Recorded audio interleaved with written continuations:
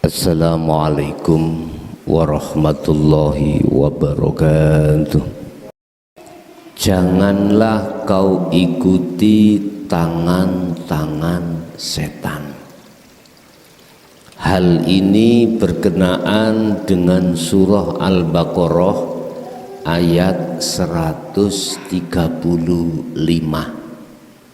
Kenapa wau surat Al-Baqarah ayat 135 dan surat Al-Isra surat yang ke-17 ayat 72. Niku mengke ditingali. Bapak Ibu hadirin jamaah rahimakumullah.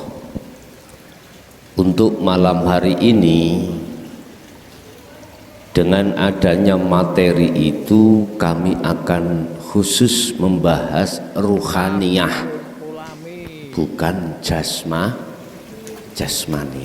bukan. Mana di antara golongan yang mengikuti tangan-tangan setan dan mana yang bukan? Ini saya bicara dari sudut pandang ruhaniyah, bukan jasmaniyah. Saya membicarakan tentang kacamata hakikat, bukan kacamata syariat. Kacamata syariat sudah jelas, cuman kacamata hakikat iki remeng-remeng. Artinya banyak di antara umat manusia yang tidak mengerti. Oleh sebab itu, izinkanlah kami akan membahas terkait masalah materi tersebut. Bapak Ibu hadirin jamaah rahimakumullah. Ruhaniyah manusia di dunia ini tergolong menjadi dua. Ada ruhaniyah yang disebut sebagai ahli hijab, yaitu ruhaniyahnya itu selalu menghambakan dirinya terhadap selain Allah. Ruhaniyah menghambakan dirinya dari perkara-perkara selain Tuhan, selain Sang Yang Maha Tunggal, Sang Yang Maha Esa. Apa perkara yang disebut sebagai selain Sang Yang Maha Tunggal atau Sang Yang Maha Esa? Itu Allah katakan di dalam ayat lain, itulah orang-orang yang hatinya condong terhadap kesenangan dunia. Saya ulang, yang disebut perkara selain Allah adalah hati seseorang yang condong terhadap kesenangan dunia. Ini yang disebut sebagai ahli hijab. Yang pertama. Yang kedua disebut sebagai ahli syuhud. Ahli di mana yang hatinya condong terhadap urip atau hidup, bahasa syariat wong Islam mengatakan Allah yang menguasai semua perkara-perkara yang disebut kesenangan dunia. Sebab manusia itu mempunyai dua mata, Bapak Ibu. Satu mata dohir yang disebut ainul basyariyah, yang kedua adalah mata batin yang disebut ainul basirah. Ahli hijab niki Bapak Ibu, kedua mata ini antara mata zahir dan mata hati atau mata batin, mesti imannya itu terhadap kesenangan dunia, condongnya itu terhadap kesenangan dunia. Ini ahli hijab. Sedangkan ahli syuhud itu telah menempatkan mata pada tempatnya. Mata zahir untuk melihat perkara-perkara selain Allah. Mata basyariyah dia temukan untuk menyaksikan perkara-perkara selain Allah. Tetapi mata batinnya beliau, ainul basirahnya itu hanya untuk Allah. Ini perbedaan. Wa ma umiru illa liya'budullaha mukhlishina lahuddin. Beliau itu ruhaniyahnya, mata hatinya itu selalu condong melihat Allahnya, tidak melihat makhluknya. Sekalipun mata zahir ini melihat makhluk. Paham Pak Bumi? Yes. Barang siapa saat di dunia kita baik mata hati maupun mata zahir ataupun mata batin itu condongnya terhadap selain Allah, maka itulah yang disebut mata hati yang buta terhadap Allah. Apabila hal ini terjadi di dunia sampai dia meninggal, maka dia pasti di akhirat itu akan buta terhadap Allah. Artinya ruhaniyah kita tidak bisa kembali kepada Allah Subhanahu wa ta'ala. Tidak bisa. Laksana seperti ini. Kita semua sudah tahu tempat kembali kita. Secara jasmani rumah saya aku tahu, jenengan ya sudah tahu semuanya. Tetapi habis di sini disuruh pulang tanpa mata ini melihat, alias buta. Bagaimana mungkin bisa sampai ke rumah? Nggak bisa. Akhirnya kita tersesatlah di jalan. Laksana seperti itu rohaniah kita. Dituntut oleh Allah, idza jaa ajaluhum la yastaqdimuna sa'ah wa la yasta'khirun. Dituntut Allah untuk kembali ruhaniyah ini. Jangan harap ruhaniyah kita akan bisa sampai kembali pada Allah di sisinya. Enggak bisa. Inilah ruhaniyah yang tersesat di jalan ini. Akhirnya mengapa di dalam hukum syariat ada surga, ada neraka. Di sini persoalannya. Terus bagaimana keadaan ahli syuhud? Sudah tidak bisa diragukan. Ahli syuhud itu mata hatinya tidak buta terhadap Allah. Sehingga ketika saat Allah menjemputnya, memerintahkan untuk kembali, bahkan dijemput sendiri, kata Rasulullah, kalbarki, kembalinya seperti kilat, cepat, karena dia tidak buta dan bisa sampai ke hadirat Allah Subhanahu wa ta'ala. Terus bagaimana yang terpenting sekarang? Umat Islam khususnya, umumnya umat manusia, sebelum meninggal mata hati kita itu sudah tidak buta lagi. Ini yang terpenting buat kita. Sehingga hati kita selalu condong kepada Allah, bukan condong terhadap selain Allah.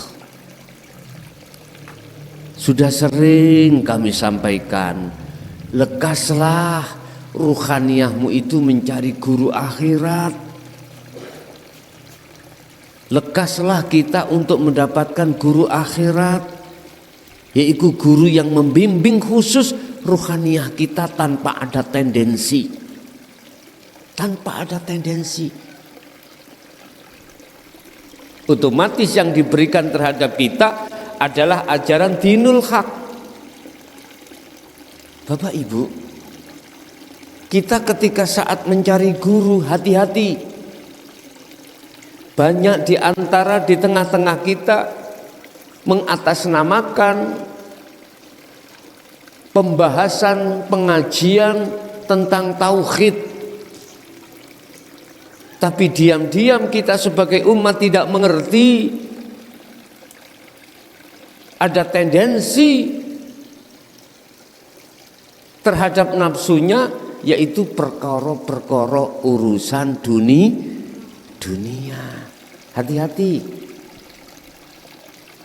Carilah guru yang betul-betul di situ kita itu beliau tidak ada tendensi apapun.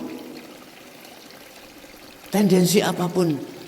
Carilah guru-guru akhirat yang seperti itu Bapak Ibu. Tadi sudah saya katakan banyak di tengah-tengah kita yang mengatasnamakan iki kajian tauhid. Terus ada tendensi terselubung di situ. Ada, hati-hati. Akhirnya apa? Jamaah yang susah. Jamaah yang susah. Diiming-imingilah yang katanya rekeningnya akan ada. Jangan percaya. Jikalau kau memberikan 10% terhadapku, maka rekeningmu akan ada tambahan. Jangan percaya. Saya katakan jangan percaya.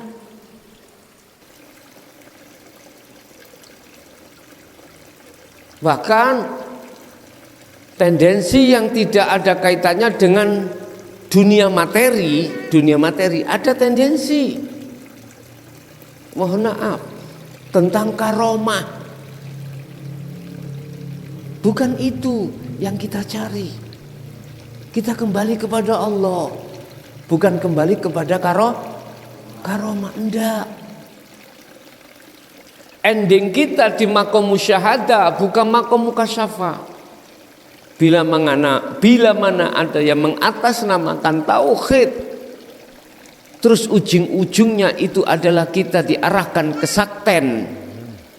kesaktian. Saya ingatkan, bukan itu tujuanmu untuk kembali kepada Allah. Untuk membukakan pintu atau hijabnya butanya hati kita, bukan itu Bapak Ibu. Saya hanya kasih nasihat. Urusan keputusan Anda sendiri. Saya mendengar langsung dari para korban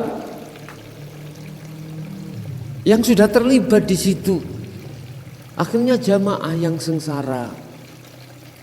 Jamaah yang akhirnya itu menghadapi kondisi yang sangat buruk. Akhirnya zikirnya tidak bisa untuk maksimal. Jangan. Sudahi. Mohon maaf yang melakukan hal itu, sudahi. Ingat, sebentar lagi kau akan mati. Apa yang kau bawa? Hal-hal yang kau banggakan kelihatan mewah, kelihatan kehormatanmu mewah, bukan itu yang kau bawa.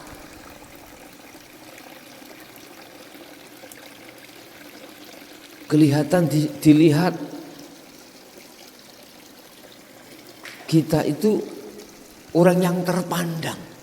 Bukan itu yang kita bawa. Bukan.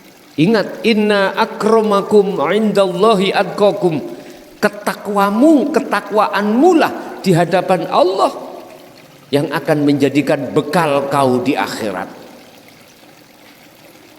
Bukan kemewahanmu tentang masalah duniawiyah materi atau kehormatan atau dipuja masyarakat. Bukan. Andai kata kau melakukan itu bagaikan kau mengukir di atas air, tidak akan pernah bisa untuk kau bawa sebagai bekal akhirat. Estu, khusus saya mengingatkan terhadap mereka-mereka yang mengatasnamakan kajian ilmu tauhid untuk kembali kepada Allah.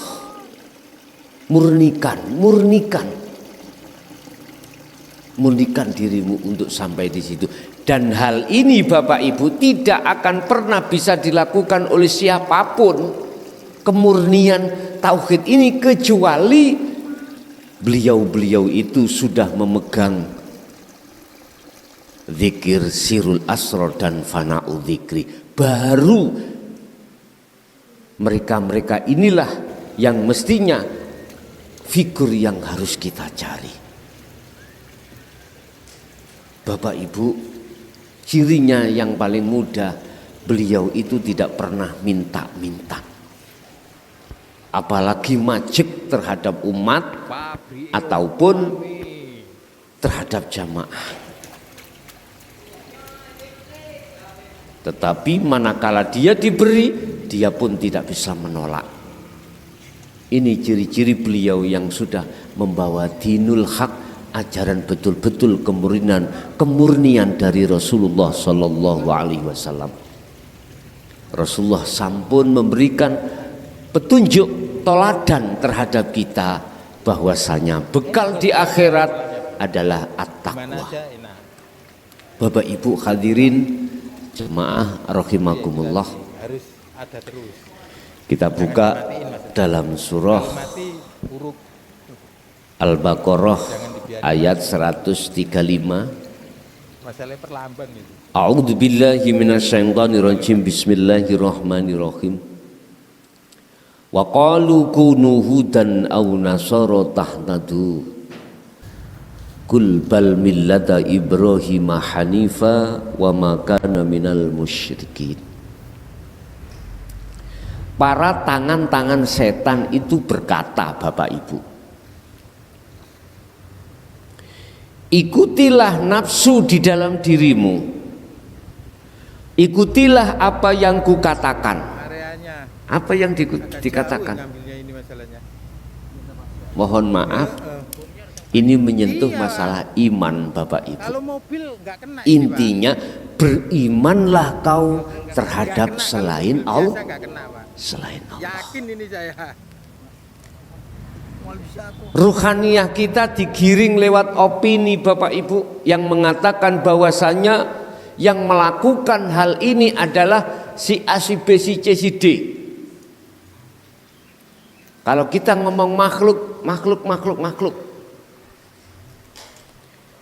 iman kita diseret, dibisik supaya beriman. Ruhaniyah kita dibisik supaya beriman bahwasanya yang melakukan apapun di dunia bentuknya itu adalah makhluk. Ini kita digiring seperti itu. Mereka mengatakan berimanlah terhadapnya. Satu contoh Pak, satu contoh loh ini. Ketika saat kita di mana itu, di sawah Pak ya, kita dikasih satu omongan supaya ruhaniyah kita beriman, yang menghabiskan daripada tanaman kita adalah tikus. Nggih mboten? Hati nafsu di dalam diri kita Bapak Ibu membisikkan terhadap kita. yang menghabiskan, yang berlaku, yang melakukan semuanya itu adalah makhluk. Coba ayo dingengen dengan hati yang bersih. Coba, andai kata tikus itu tidak diperintahkan Allah di situ, apa bisa makhluk namanya tikus itu bisa lakukan sendiri? Gak bisa. Ini kalau iman kita sudah ada nur hidayah, pasti akan percaya bukan makhluk tikus itu yang melakukan. Kalau di dalam ruhaniyah kita nggak ada nur iman cahaya yang seperti itu, nggak mungkin Pak kita percaya. Karena apa? Akal yang bicara. Nyatanya tikus. Apa-apa dia apa-apakan itu saya tahu sendiri. Dan saya juga dikasih tahu tetangga dan lain sebagainya. Nafsu akhirnya dalam diri kita mendorong kita untuk beriman, percaya, yang menghabiskan, yang melakukan semua itu adalah seekor tikus atau berekor-ekor tikus. Mengapa kita mengatakan beriman itu adalah makhluk yang melakukan? Karena akal, Pak. Akal kita bicara lewat ainul basyariyah ini, melihat. Tadi kan sudah saya katakan, mata dohir iku kanggo ndelok makhluk, mata batin kanggo ndelok Gusti Allah.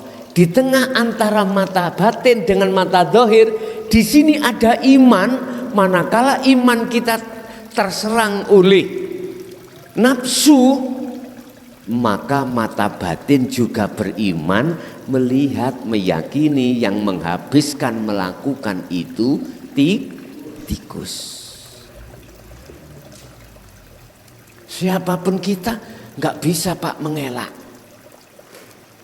Siapapun kita nggak akan pernah bisa menang melawan hawa nafsu dalam diri kita. Iman ini nggak bisa selama kita belum mendapatkan bimbingan dari guru akhirat. S2.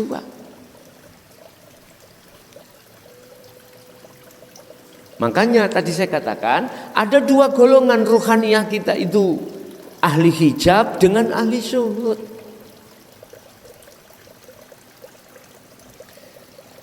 Kul katakan Muhammad, kalau kau dibisiki oleh tangan-tangan setan, katakan Muhammad, bal millata Ibrahim hanifa. Tidak, saya tidak beriman terhadap tikus. Millata Ibrahim hanif, condongi hati terhadap Allah saja. Ini Pak. Jadi Muhammad tidak percaya terhadap iman selain Allah. Apa millata Ibrahim hanifa? Condongnya ruhaniyah beliau itu hanya pada Allah, hanya pada Allah. Ini yang harus kita tiru. Artinya bagaimana Rasulullah? Secara akal tetap mengatakan itu tikus. Tapi secara rohaniyah iman mengatakan imannya hanya pada Allah. Mana Allah? Itu di dalam diri, di dalam semua. Ujung-ujung apapun, baik zahir maupun batin, apapun itu ada Allah.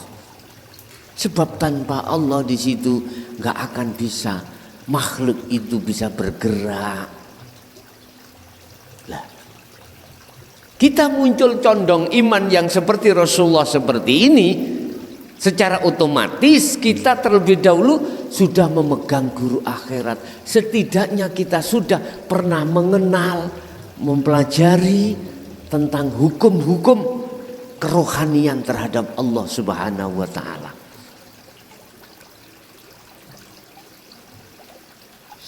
Mengapa saya berani mengatakan hal seperti ini? Kata Rasulullah juga mengatakan hal seperti ini. Sampak-sampak mohon maaf, Di dalam surah Al-Hijr, ya, surat Al-Hijr ayat yang ke-15, ya. Di situ surat yang ke-15 ayat 94 Allah berkata, ini Rasulullah,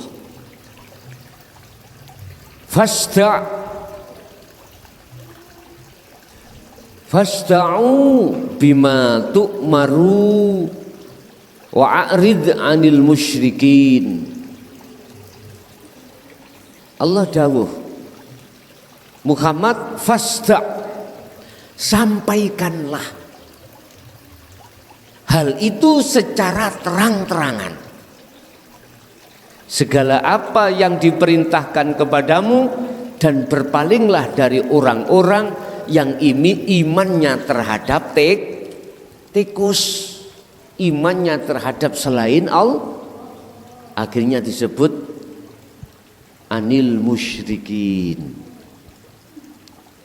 Ini Rasulullah terang-terangan menyampaikan hal ini.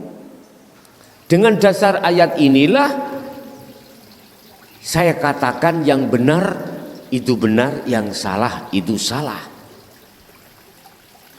Termasuk iman terhadap makhluk. Di dalam makhluk ini, mohon maaf, kehormatan itu termasuk makhluk, Pak.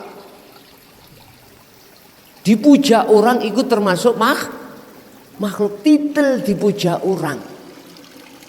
Akhirnya kita gila dengan hormat. Urusan sebab musabab kita menjadi orang hormat macam-macam. Bisa jadi karena kealiman kita, bisa jadi karena harta saking kaya kita, bisa jadi orang menghormat kita karena kita mempunyai pangkat dan derajat yang tinggi di mata manusia. Apakah menjadi pejabat, presiden, gubernur, bupati, camat, bahkan kepala desa. Ini semuanya makhluk. Siapa, kata Syekh Ibnu Athaillah, yang gila dengan pujaan, jiwanya pasti mati. Sebab tiap hari, tiap saat jiwa itu telah teracuni oleh racun-racun duniawiyah. Ini bangga saya menjadi kepala desa. Akhirnya apa yang terjadi, Pak? Justru itulah yang akan menjadikan tutupnya mata hatiku, sehingga mata hatiku tidak condong pada Allah, tetapi condong terhadap makhluk yang disebut sebagai jabatan kepala desa. Iki si kepala desa. Durung maneh munggah bupati, gubernur, menteri, bahkan presiden. Oh, berarti makhluk-makhluk yang seperti itu jabatan nggak penting ya, Gus? Oh, penting. Tinggal kau condong di situ terhadap makhluknya ataupun Allah di situ. Jikalau hatimu condong terhadap hidupnya atau Allahnya, pasti kau menjadi pemimpin yang amanah. Tidak akan pernah berani kau menyenggol yang bukan hakmu.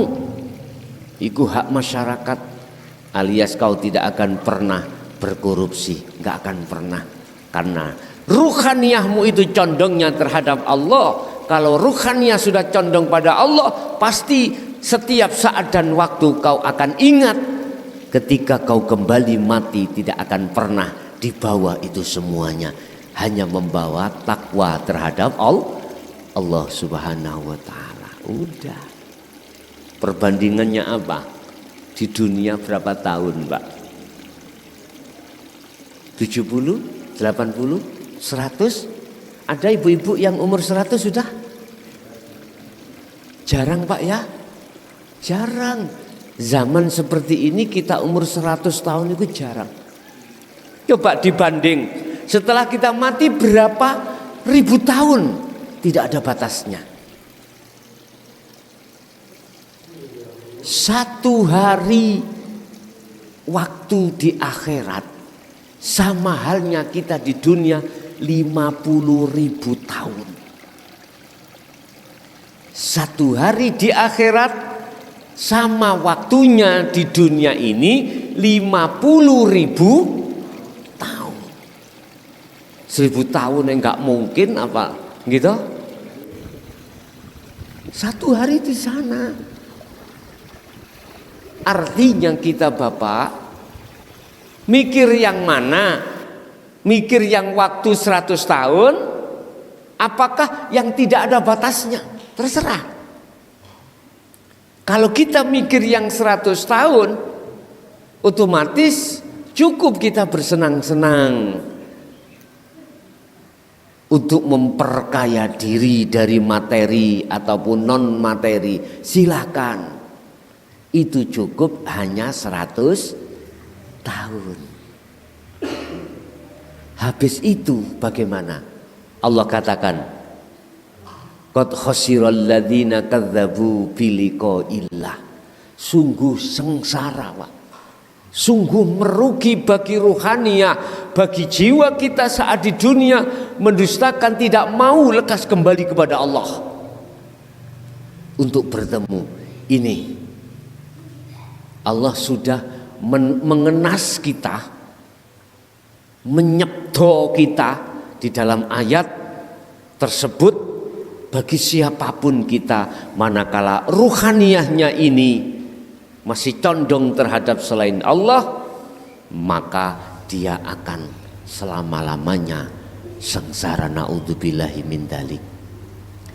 Bapak Ibu hadirin, kita ikuti Rasulullah. Beliau ruhaniahnya itu condong hanya pada Allah. Artinya syariati melaku, hakikatannya juga jalan. Jasmani ini yo berjalan, ruhani yo jalan. Jasmani lewat mata kita lihat, kita bersaksi terhadap makhluk. Ruhaniyah punya mata hati ini untuk melihat, bersaksi hanya pada Allah. Sungguh Pak, andai kata di antara kita ruhaniyah ini sudah bisa melihat Allah, subhanallah, berapapun nilai harta yang kita bawa, berapapun setinggi apapun jabatan yang kita miliki sampai presiden, gak ada gunanya ketika saat hati ini sudah bisa melihat Allah. Terus bagaimana caranya kita untuk hati supaya hanya condong kepada Allah? Ini yang terpenting.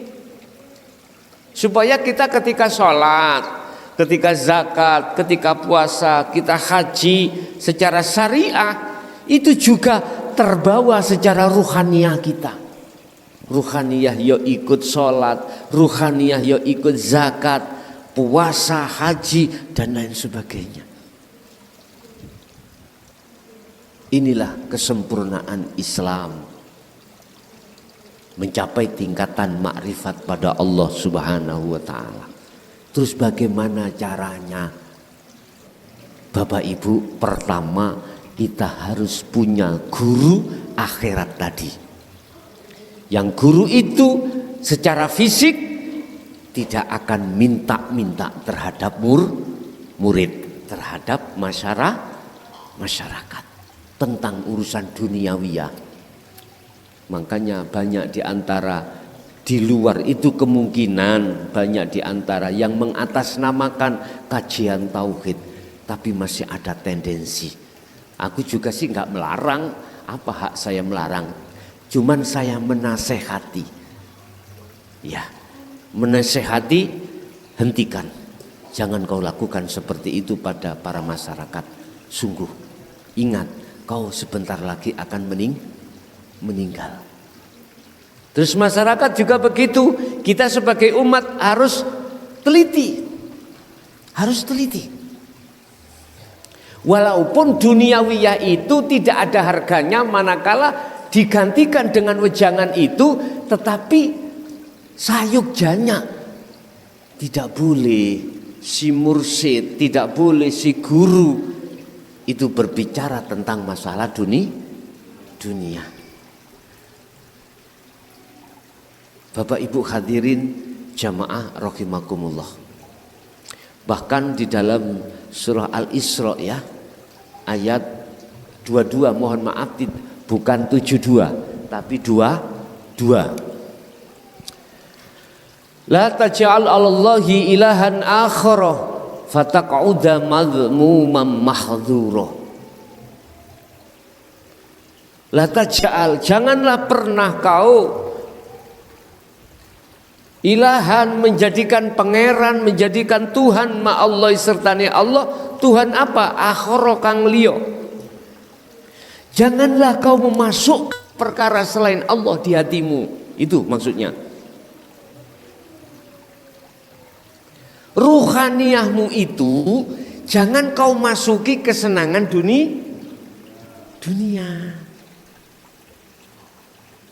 La taj'al, jangan kau melakukan hal itu. Cukup Allah saja di dalam dirimu. Cukup Allah saja yang ada di jagatnya hatimu. Jangan selain Allah. Nah, untuk mencondongkan hati yang seperti itu, kembali lagi kepada persyaratan tadi. Carilah guru akhirat. Setelah itu kita mendapatkan wejangan yang murni tanpa ada tendensi nafsu apapun. Setelah itu kita melakukan kholwat, uzlah, zuhud, meditasi, apalagi bahasanya topo broto, yang intinya wa may yakfur bitaghut wa yu'min billah, membersihkan ya perkara-perkara selain Allah, kesenangan dunia yang kadung masuk, yang sudah masuk dalam hati kita. Setelah keluar, menjaga untuk supaya tidak masuk kembali. Kalau ini sudah kita lakukan, wa yu'min billah, kata Allah, kau akan bertemu aku. Imanmu pasti condong hanya pada aku, tidak akan condong terhadap ada selain aku. Makhluk apapun tidak akan bisa masuk. Caranya bagaimana ketika kita kholwat topo broto itu, Pak? Ruhaniyah kita sibukkan berzikir sir dan sirul asrar untuk bisa sampai ke zikir fana'udz zikri. Ini caranya.